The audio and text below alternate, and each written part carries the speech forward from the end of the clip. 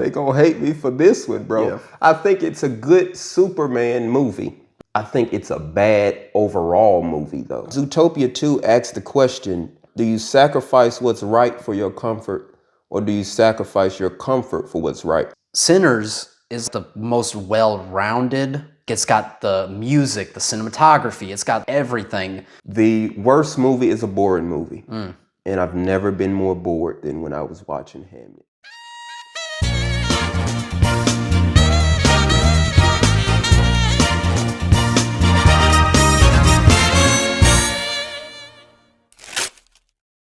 Let's get into these categories, man. Should we explain what we're doing? Today we're going to give out awards to our favorite movies, least favorite movies. You'll see the categories later as we explain each one. The first one would be coolest concept for a movie. I had Companion. I think you did too. Yeah, Companion was really good. It tells the story of like how romantic relationships are becoming more and more transactional. Right. You know, and we get into a day and time where the new tramp stamp might be a Cash App QR code. It's not out of the realm of possibility to have an AI robot girlfriend later. And what is the implications of that? Is that wrong? Do they have rights? Is it wrong? Like, do they I have... don't think it can be wrong. That's what I'm saying. Like, if it's a piece of machinery, I own you. Yeah. And I mean, yeah. And you got to do what I say. You know? If I tell you, true. like, if I had a robot girlfriend, I'd probably think I would try to treat it right, but I'd probably still be like, hey, go ahead and cook me something. Yeah, I don't think it's wrong, but I think the movie is basically saying don't trade spots with the robots. Like we see the robots become more human and the humans become more robotic. How do you think the humans became more robotic? Because the main character, who's that guy? I forgot what his name was. Jack Quid. Yeah. I think that's his actor name. That guy goes off the rails, bro, and he starts like actually killing people. She killed his friend because she was getting raped, basically. Pretty much. I mean, I don't know if... I mean, I guess that's the question is, couldn't the robot get raped? I mean, the robot has... I guess he has feelings, you know, yeah, it's a tricky question. I mean, I guess how advanced, but... It's definitely probably wrong. I think it's definitely wrong. Simply because it wasn't his robot. It isn't his robot. Best concept of the year. Best concept of the year. We agree on that. I agree. All right. Now, we'll see if we agree with the rest of them. So, next award is going to be biggest waste of a good concept. Okay. Yep. What you got, man? I had Good Boy. I thought, I was really excited to go see it. I thought this is a cool concept of it's a horror movie for a dog where none of the humans speak in the entire thing. And so I'm like, okay, I guess it speaks like occasionally, but you never see the human's face. Yeah. The entire movie is just the dog. It's from the dog's perspective. Right. Yeah. And the thing is that with that movie, there is no payoff. It's pure tension with no payoff, and the dog doesn't even do anything. He doesn't even save his owner. So it's like, true. I think the movie is maybe making the point that he can't save his owner, though. From the dog's perspective, his owner is battling a physical threat. Right. But in reality, it's death, which he can't really save him from. That's very true. It felt like I was getting blue-balled the entire time. It felt like, something was gonna happen. Right. And then, it was like when you're with a girl and you're kissing a bunch, and you're thinking, well, this is going to lead to something to where I'll, get to release and this she tension. Just send you home. And then I just get sent home, and I'm like, what was that for? What was that about? We could have did this over the phone. Right. The dog is it's just pure tension the entire time. No payoff, no real jump scares going on whatsoever. And so you just like, he dies, and then the dog goes to the basement, and then the other girl that was related come and get him, and that's it. Yeah, that pretty much is it. Yeah, that's the entire movie. Yeah, I will say that movie was a big waste of a cool concept. I agree. But my biggest waste of a cool concept, Guns N' Moses, man. It was set to be perfect. You think so? Had a rabbi who tried to defend a white supremacist from an act of anti-Semitism against the Jew. Right. And I thought this movie was going to go down the route of don't judge a book by its cover. You're going to have the Jew go against his community to try and save this white supremacist who he believes is being wrongfully framed. Right. Right? But then the rabbi turns into John Wick out of nowhere, bro. Exactly. It turns less into like a social piece of talking about, going against your own community to defend what's right, and then it just turns into like action slop. Yeah. And it gives me like Jew power vibes. And I was just kind of like, I don't know, man, not right now. Yeah. It was a little bit too pro-Zionism. Like, it was going places, and then like near the end, like the last act, it just went full hog. Yeah. And it was like, okay, well, you're going against what the entire movie was talking about before. Yeah. I was like, maybe 80 years ago. Right. It was like a white savior, except Jew savior concept. It was rough, bro. It was like if there was a German power movie out in like the 40s during the Holocaust. Right.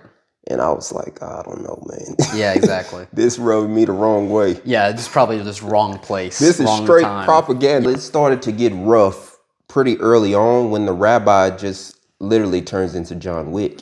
That's like true. the guy's lethal with a gun. Right. And I think all the tension is lost there. Yeah. Because at first you're like, man, how is a rabbi going to defend against like military trained threats? And learned in like half a day how to shoot. Yeah. And then, I mean, out of nowhere, turns into John Wick. And then there was like some message at the end from the director. Yeah. And I was like, okay, I get it now. Yeah. Yeah, those biggest waste of a cool concept. What we got next, man? Okay, so next one is the Kanye West Award, which is a little wacky, but secretly genius. For me, mine was Begonia. Okay. And I mean, the movie is just a wacky concept. I want to put this like in a kind way. Do you think your persuasion skills are good enough to where you think you could convince your retarded cousin that CEOs are aliens and to chemically castrate his genitals off? I mean, do you think you would be able to do that? Because that's the movie. The guy's mentally not there. Yeah. I think I could convince a mentally ill person to do a lot of stuff. Maybe. But I wouldn't. I wouldn't. Yeah, I wouldn't.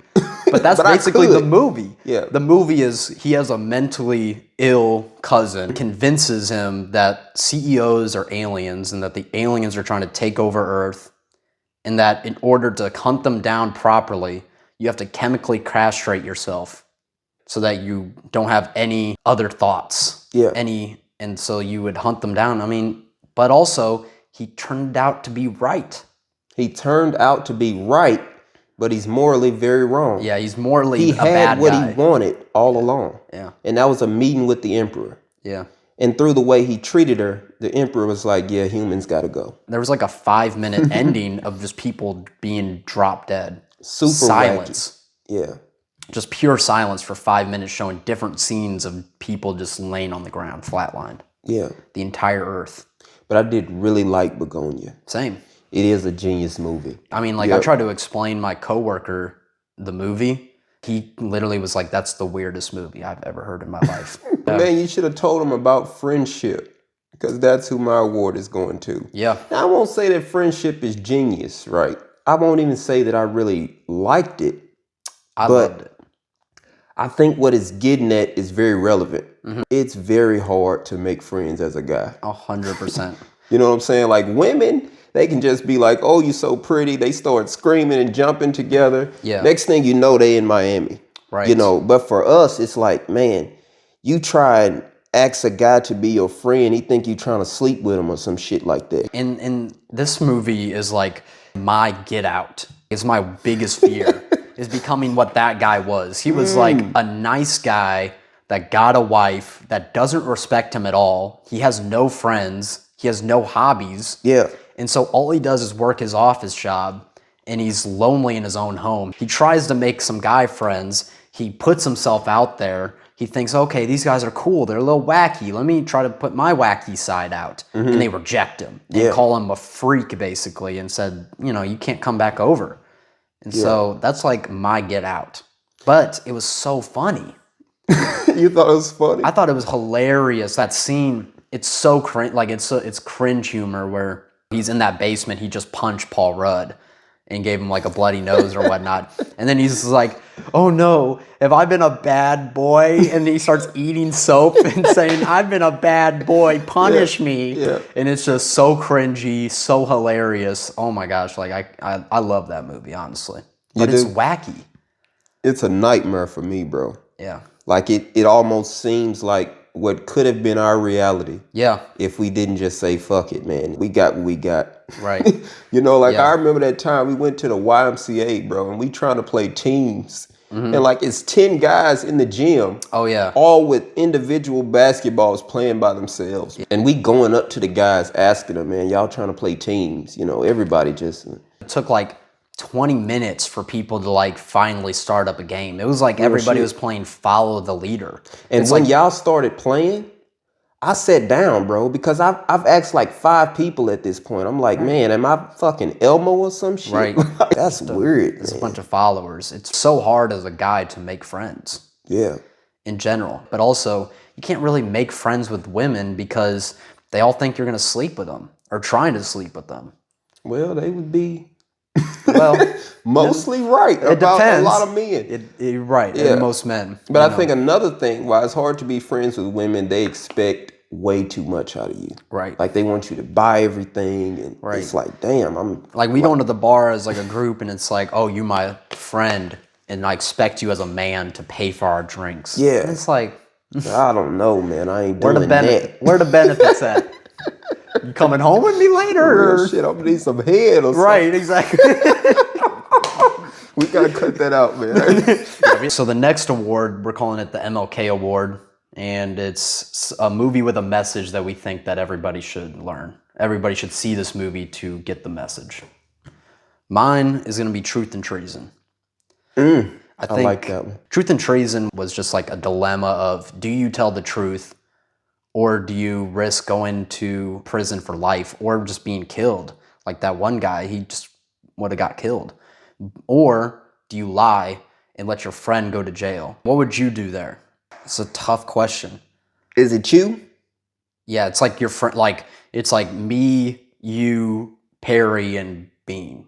We all did it together. Like we all did it together, but you were the ringleader. Yeah, I think I gotta go down for the cause, man. Yeah, I think so. That's just the way it is. Yeah, Unfortunately. If I didn't commit anything and I didn't participate, but I knew that my friends participated and they were trying to pin it on me, I'd probably say I didn't do it. Yeah, I understand that. I would definitely snitch then. You know, like I think people don't know what snitching is. Right. Snitching is when y'all both did it, but you say you did to get off. Right. You know, but if they did it and you had nothing to do with it, and they trying to pin it on you, and I'm snitching. I don't know, man. I got to snitch. Man, I'm taking Burger King, McDonald's, Chick-fil-A. I'm getting all the food. I'm snitching immediately. What was yours? I think mine would be a movie with a similar message, but Zootopia 2. Yeah. Zootopia 2 asks the question, how far are you willing to go to do what's right? Do you sacrifice what's right for your comfort, or do you sacrifice your comfort for what's right? Yeah. And I think the movie is saying you sacrifice your comfort for what's right. And I couldn't agree more. Yeah, I agree. You know? I think the reason that we're in the situation we're in now is because everybody looked at Project 2025 and was like, man, but the egg's $6. Right. You know what I'm saying? Now we got you remember that when the gas was $2.25? Like, you know. What they gonna do to the immigrants? Right. I'm not an immigrant, so That's how I just need my eggs. Yeah, I just want my eggs to be $2 like they was before. Yeah. I feel like that. Right. But I feel like people were so caught up in Trump said he gonna lower the price of my groceries. I don't really care what he does to. Yeah. What's really funny on the immigration issue though was Trump's stance on the H-1B visas That's after what he I'm got in saying. office. Like, if there was anything to hamper down on, it was H-1B visas. Like, that was like the biggest problem. It was even bigger than like people crossing the border, but he's so pro H-1B visas. Yeah. It's ridiculous. Also, The funniest thing about it is that he's so like anti-immigration and, you know, has ICE raiding the streets or whatnot. He averages less deportation per day than both Biden and Obama did in both of his terms. Not just this term, but his first term and this term are less. So he's doing none of what he promised. It's literally just like to aggravate the people. So the next award is going to be the Dementia Award, which is the most forgettable movie of the year. You walked in, you don't even really remember what happened. It was so mid or so bad, so boring that you just don't even remember it.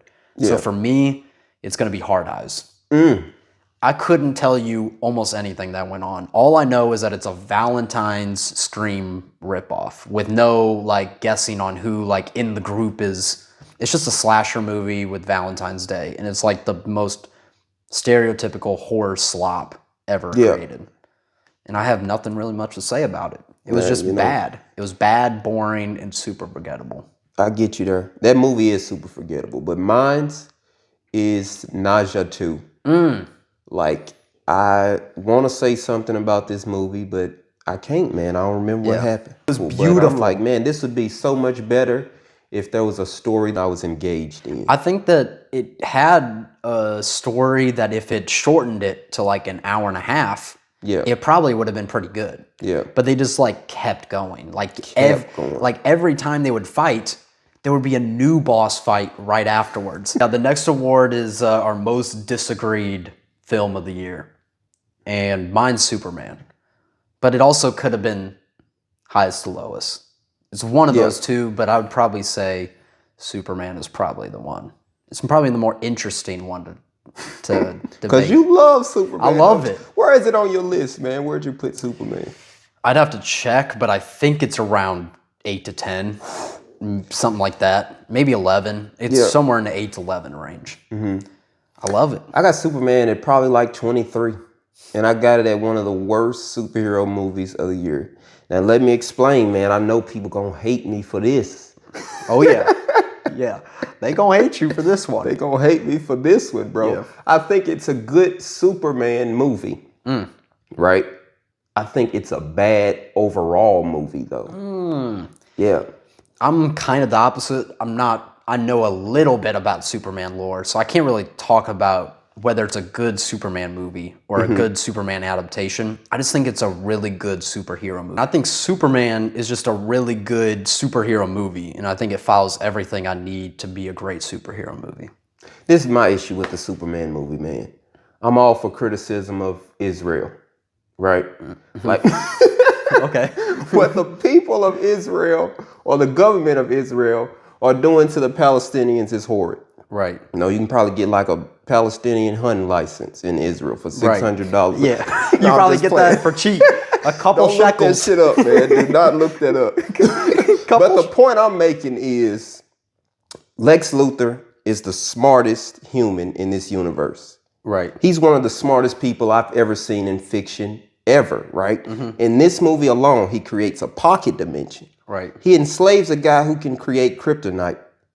And he creates a clone just as powerful as Superman in 3 years, right? So this is my issue. A kid with Down syndrome could take down Superman if he had all those resources, right? So it's hard for me to believe that Lex actually hates Superman as much as this movie makes it seem. If Lex wanted Superman dead in this movie, he wouldn't need a fake war to do it. I feel like that's just thrown in to get people excited about the moral of the movie, which, like I said, man, I'm all for it, but I don't think it's needed. It takes away from the story, and it makes Lex actually look stupid. Like, well, I think that his point was that Superman has no friends or whatever, and so if he creates a different conflict, he can't be at two places at once. But also, the conflict makes it so that the government goes against Superman because Superman goes over to save the day, and goes against international law. And so that's how he gets to be thrown in prison. Yeah, but he doesn't need that at all.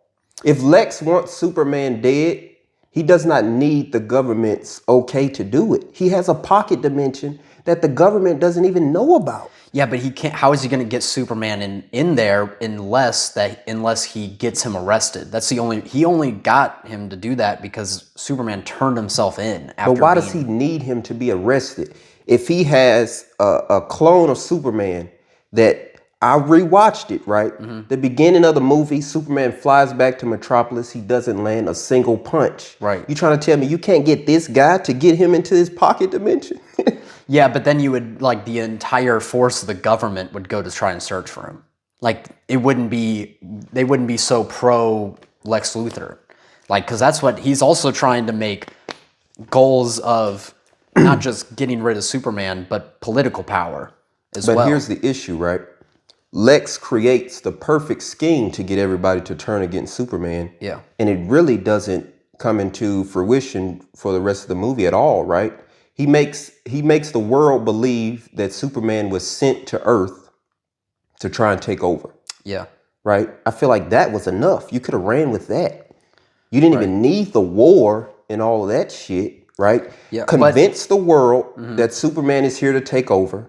Send in someone to take down Superman. You don't even have to be associated with Ultraman. You can act like he's just another metahuman because they pop up every day. Right. Right? He comes in, he kills Superman, you kill him.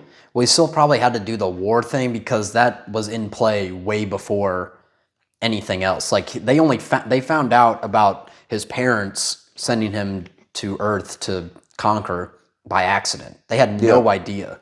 So like the war is already basically in full-fledged. Superman had already gone over and stopped the war once. So it was like that was like their second attempt to start the war. And so that was already Lex in started the war. He never had to do that. Yeah. He created the clone, right? He could have had the clone kill Superman, and then he could have killed the clone. And you could have taken out so much of this movie that makes Lex look like he's not as menacing and he's not as smart as I know him to be. Well, I feel like it's a bit nitpicky because I think you could just do that with every superhero movie, like that's ever been created. Not really. No, I think sometimes the villain being who they like. I'll give you an example. Syndrome from The Incredibles. He doesn't just want Mr. Incredible dead. He wants to prove to Mr. Incredible that he's just as capable as him without powers, right? There's a personal connection all the way from childhood. With Lex Luthor and Superman, there's not really that. Lex Luthor simply hates Superman because Superman takes the attention away from him, right? His main goal in this movie and pretty much across all comics is to kill Superman. Right. In this movie, he has everything at his disposal to do so, and I can't understand why he won't. What is he doing? You know, even the scene where he catches Crypto the dog and he says, "How do you control a super dog? Put super squirrels in." Why? Just kill it. Well, I mean, he said in the movie that he's trying to learn from it. He's like, we're gonna learn what we can learn, and then when we're done, we're gonna put that varmint down. Like that's what he said.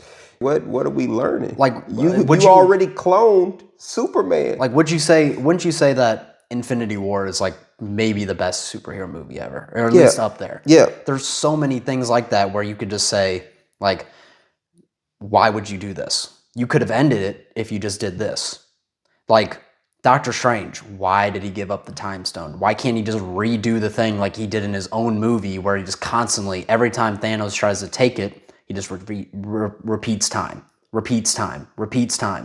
He only gave it up because he felt bad for Tony Stark or whatever. Well, I mean, it's like, we see later on that he gives it up because Tony is the only person that can defeat Thanos. He looked through all of sounds like a cop-out to me. He looked through all of the variations. Sounds like a cop-out to me. I don't think so. The movie perfectly explains that he looked through every variation and seen that there was only one that they won, right? This movie is just like, oh, we want to study an animal that we probably already know everything about because we have a clone who can do the exact same shit. Well, we don't know. They don't know until they test. They don't know that Ultraman is just as powerful as Superman? No, they don't know about the Superdog's just different. They don't know anything about Superdog. They didn't even know it existed until they got attacked by Superdog in the ice layer. Yeah. So they just know that, well, he's kind of similar. We saw him fly, but that's it. Mm-hmm. We don't really know anything else about it. Yeah, So I just think, man, I think it biggest answers issue with everything. It's just I don't think you like its reasoning. Like Yeah, I think it's lazy. The movie is super lazy. And another one of my biggest complaints about this movie, it's missing a lot of context. You know, like the movie literally starts with the title card and they're like, 3 minutes ago this happened. 3 seconds ago this happened. Why didn't you show us? It happened literally 3 minutes ago. because I don't want to see it. I don't Why? want to. I don't want to You see. don't want to see the beginning fight scene? You just want to see Superman crash land, bleeding in his solo movie? I just Come want. on, I don't want man. to. Well, I'll say I don't want to see his origin story because that's what that title screen is for. Is that okay? You 30 years ago, but Krypton blew Well, up. yeah, or whatever. that. But, like, but there's also Superman intervening in the war. We don't see that. mm-hmm. Superman fighting Ultraman for the first time and losing. We don't see that. Don't you think that they could have showed us that? Maybe, but I think they made up for it with just better scenes. Lois and him talking about his intervention. Like, that's a way better scene than him just like going and stopping the war. Like, we could. But ain't the number one rule in film is show, don't tell? For the most part, yeah, but you can't show everything probably. Is there any reason that couldn't have been shown? I mean, I guess it could have been shown, but I guess what I'll argue against is that you saying it's the worst superhero movie of the year when the other two movies are also telling and not showing. Like Thunderbolts, like they introduce every character by explaining their past. Like the entire, like they're fighting in that one room against each other, but it's just like a monologue about who these guys are and what they're about. You don't see any of their past. Do you think it would have been better if we would have seen like the fake Captain America's past and like him gumming up? And Well, I mean, we do for him. We already have that though. Yeah, Like, for him, but in you a just have different to show. watch the You have but to see that. Also, what's the other? Like we have backstories for pretty much all of these characters. If you watch that, do you think that I think that makes it a worse movie? If you have to watch something else in order to understand the characters of this movie, that's a bad movie. Yeah, but if you have to literally read a PowerPoint slide before the movie starts, when there's no reason that you couldn't have shown this information, I think that's worse. I don't think it's that bad. I think I don't really care to see I think any it's of that really stuff. bad because there was an opportunity for this movie to begin with a strong moment for Superman. Instead, we see him crash land near the Fortress of Solitude, bleeding in pain. Yep. Like, who the fuck opens a superhero movie like that? Who opens a superhero movie with the hero getting their ass kicked and then he recovers, right? Mm-hmm. He flies back to Metropolis and he doesn't land a single punch, bro. Right. Like, this is Superman. Why is he getting his ass whooped? But you need to have a good conflict. You need to know that he's not invincible. That, like, if you just like, he just came in and just whooped everybody's ass, then it doesn't make a really exciting thing. I'm not saying he needs to whoop everyone's ass, but this movie makes Superman feel so weak right out of the gate. Like, really, can you name me a superhero movie where they're losing their first fight? Like, every superhero movie makes the hero look strong in the beginning. The conflict Maybe on comes a lower later. level. Maybe like a lower level. What? Like they make them look cool for like a lower level villain. Or Yeah, something like that. yeah, that's what we needed. Like, if we just seen the invasion, that was our time for that. For a strong Superman moment. Potentially. And we never got it. I don't think it's needed. I think we do need it, bro. I think it was quite jarring to walk into a theater thinking that you're about to watch Mr. Invincible, and then he's not invincible. I think that's like a shock thing. It's like, I didn't think I was going in to watch Mr. Invincible, though. I think most people do when they think Superman.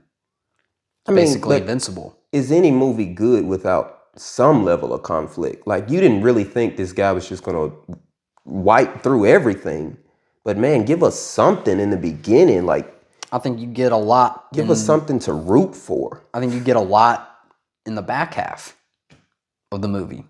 He starts whooping ass. The back half? Yeah. That's way too late. I mean, it's better than him losing in the end. Well, I mean, why would he lose in the end? You know, That's but not- I mean, another issue with this movie, man, this is Mr. Terrific's movie. He's saving the day far too much for this to be a Superman movie. I mean, he's saving the day to a certain extent until he basically was like, I can't save the day. Ring, ring. Let me call the farm. Superman, we need you. I can't save you. I can't do anything. I'm helpless over here as Mr. Terrific. Superman, I need you to come save me. Helpless as Mr. Terrific. That's crazy. Superman is helpless without Mr. Terrific, right? Because Mr. Terrific is the one that opens the portal for him to escape the dimension that Lex Luthor puts him in, right? Sure, I mean, like every superhero gets helped by some side character. Yeah, but I at feel the like end of the day, Metropolis would have been cooked without Superman. I'm trying to figure out how. Because Superman came back and beat up Ultraman and whatever that lady's name was, and then flew Mr. But Terrific ultimately, there was an to opportunity for Superman's great character to come in and be like, you need to do the right thing and save the world at this point in time, right? To who? To the guy that could stop the rift. Oh, right? okay. There was many opportunities for Superman to influence people like that. Like my favorite scene in the movie is when he's able to influence Metamorpho to power him up. That was a great scene. That's Superman. Like of course he's not a genius, right? But he's passionate enough to influence. You know. But I've never seen one character play as much of a major role in a solo superhero film than Mr. Terrific does in Superman. Well, I would say we kind of do in every other James Gunn movie. Well, those are not solo superhero films for the most part. Like Guardians of the Galaxy is a team film. Sure. What else do we have? But it's still like the first one is following Star-Lord. But the third one is not even a movie about Star-Lord at all. It's about Rocket. So it's like he's like, Rocket's a side character that's but it's part not of the team. The movie isn't called Star-Lord. Yeah. It's called Guardians of the Galaxy. Sure. It's obviously a team movie. This movie is called Superman. Right. Mr. Terrific plays way too major of a role in this movie, in my opinion. You need to rewatch that scene. Like, those guys are hardly causing any damage that Superman wasn't also causing. His compassion for the thing causes equal amounts of damage as their recklessness. How? When was Because Superman could have destroyed that thing easily. But he's trying to keep it alive, right? But don't you think a really good Superman feat would be to do both? If he did. I mean, yeah. If Mr. Terrific didn't come in and screw everything up. Screw everything up? By being reckless. He stopped it. No, he killed it. Yes. He killed it, which almost killed a bunch of people. You can't be sure, though, because we literally see Green Lantern create a construct that can hold mass amounts of people in the movie. We can't even be sure that the thing would have killed a bunch of people if Superman wasn't there. Well, we know one for sure. One child for sure would have been cooked if it wasn't for Superman. What, the one that he hovers over like that? Yeah. Yeah. Green Lantern was not getting to her. I don't know, maybe. Maybe. Seemed a little too busy being reckless with Mr. Terrific. I ain't gonna gripe on this movie. We gotta stop. We gotta stop with this full movie. Episode. We should, bro. A full episode on this movie. We should watch it. We could probably talk for hours about this movie. We should watch it again, and I'll show you. Now I'll show you. I'll show you where you messing up. So the last two awards are coming up. Our second to last is Worst Movie of the Year. Come on, man. Let's hear it. The worst movie of the year is Bone Lake, to me. That movie is pretty bad, yeah. That movie is horrible. And I think I've heard you say there's nothing worse than a boring movie. To me, there is something worse than a boring movie. It's an overly sexual movie, and that's what this movie is. It's a wacky. It's the opposite almost of the Kanye West award. It's a wacky movie that's horrible. Like, they rent out an Airbnb and they run into another couple that so happened to rent it out and something, and it was this barbarian. This could be pretty cool. Yeah. And then we find out later on that, and it was super obvious in the beginning, like I could tell right away almost, that this couple that rented out the same place, they were the owners of the place. And then you think, okay, well, they're just a couple that is going to play with this other couple and, try to split them up by having sex with them. But then you learn later on that they're brother and sister and they bone each other and they're trying to split them up. And it's just like every scene is just sexual and it's horrible. It's like horror slop. So yeah, I think that's the worst movie of the year. Yeah. That movie is pretty bad, man, but I don't think anything could top Hamnet. And I know people hate my opinions on this, man. Hamnet is one of those movies that's like, cry because I'm crying. Oh, you're not crying yet? Let me cry a little harder. I just don't feel it, bro. Like, the acting is good. The cinematography is beautiful. But the story is lacking to me, bro. Yeah. And I seen somebody in one of our shorts comment, and they said, I love seeing black people do movie reviews because so much of what's considered a good movie is in white taste. They couldn't have said it better. Like, that's exactly what I feel about this movie. It's just like pretentious slop to me. It is kind of pretentious slop, but there's like a bunch of movies with a horrible story.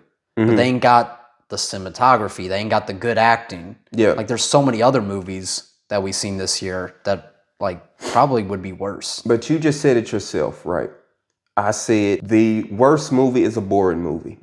And I've never been more bored than when I was watching Hamnet. Like, if I wasn't watching it for the podcast, I would have left the theater. That's how bored I was, bro. Yeah, I could see that. Yeah. Yeah, you probably would have walked out. I hate that movie, man. And when I seen them having a legit funeral for a bird, I'm like, yeah, man, this movie just not for me. You know what I'm saying? That was the line that you had to draw. That was the line, bro. I remember my dog died. We had a crackhead bury him. Damn. Man, I had a funeral for my goldfish when I was young. Yeah, I was like, man, this is a white people movie. Like, I get it. Well, I think it's, I don't know, maybe, I guess it's just more like, I would say it's just more theater. It's just more like if you were a theater kid. You're a theater kid. You would have loved that movie. I mean, I wasn't really a theater kid, so I didn't like. But you didn't love that movie, though. I didn't love that movie. Yeah. I thought it was cool. Like, I appreciated the parts that I appreciated, like the child acting or whatnot. But I wouldn't say it was anywhere near my favorite. Like, I think it was probably back half. Yeah. On my list, but I didn't like it. In our review of it, I had to take like the stance of like I liked it. If people watch that review, bro, they're gonna think that you love this movie like it's one of your favorite movies of the year. I feel like I had to defend it because you were saying that it's the worst, and I'm like, it's not the worst. Like, it's just not that good. Yeah. It's not the best. Like that one dude in our comments that was talking about how that dude loved this shit, bro. He said that Hamnet was the best movie of the year. Like, crashed out on us. Talking about how we need to do better. Do better. Like, okay, buddy. Yeah. It's not that good. It's not even, I wouldn't say it's even good. No. But let's move on to the best movie of the year. Let's hear it. For me, it's The Long Walk. Ooh. I had a debate, it was basically a 3-horse race for me. Okay. The Long Walk, One Battle After Another, and Sinners. And they all have like their own things that are going for it. For me, it was basically One Battle After Another is probably talking about the most. Like it has like the most social commentary, most political commentary. Yeah. And so it's just talking about really in-depth political stuff. Sinners is like the most well-rounded. Like, it's got the music, the cinematography, it's got like everything. And it was basically between Sinners and The Long Walk for me in the end. But what had me choose The Long Walk is that Sinners to me didn't have an emotional pull for me. I didn't really care about any of the characters and Wait a whether they minute. died or not. Like any of the characters could have died, and I was like, all right, whatever. But like the two, like Peter McVree and whatever the other guy's name, like Yeah. I like not even them. Like some of the side characters, I was crying. Like that third guy when the dude had the bloody nose and he's like, "Don't look back." Like I was crying straight up in the theater. Yeah. Like I cared about the characters so much. And Yeah. there's not much going on besides that. It's just I cared so much about the story, about the characters. And it was just a cool kind of concept, you know, Hunger Games-esque concept. Yeah. What say I you? will say, man, that movie did pull my emotional strings. Yeah. It is, I think, the best character-driven movie Yeah. that we've seen this year. And I also had a debate between Sinners and The Long Walk. Yeah. And actually, for a long time, I had The Long Walk at one. Right.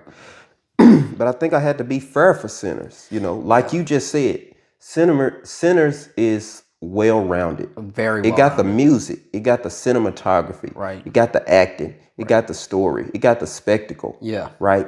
And even though I think that Sinners and The Long Walk are very close in story, Right.